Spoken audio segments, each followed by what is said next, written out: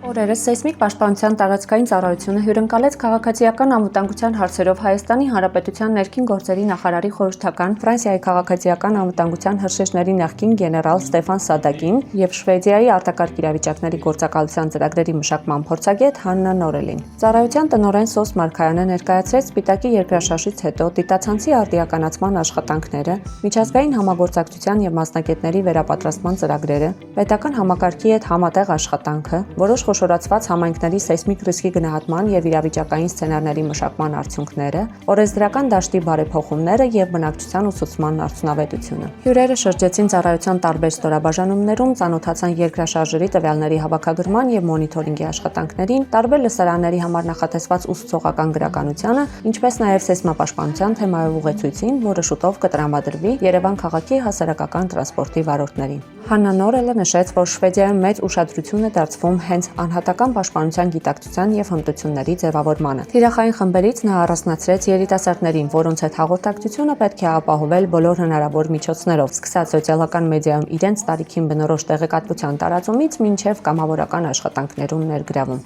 Մասնագետներին հատկապես տպավորեցին սեյսմոերկրաքիմիական անալիտիկ լաբորատորիան և Գառնու երկրաֆիզիկական դիտարանի թունելախորշը, որը եզակի կառույց է ողջ տարածաշրջանում, տեխնիկական հագեցվածությամբ և հնարավորություններով։ Հանդիպման ավարտին քննարկվեցին սեյսմիկ պաշտպանության ոլորտում առկա կարիքներն ու հետագա համագործակցության հեռանկարները։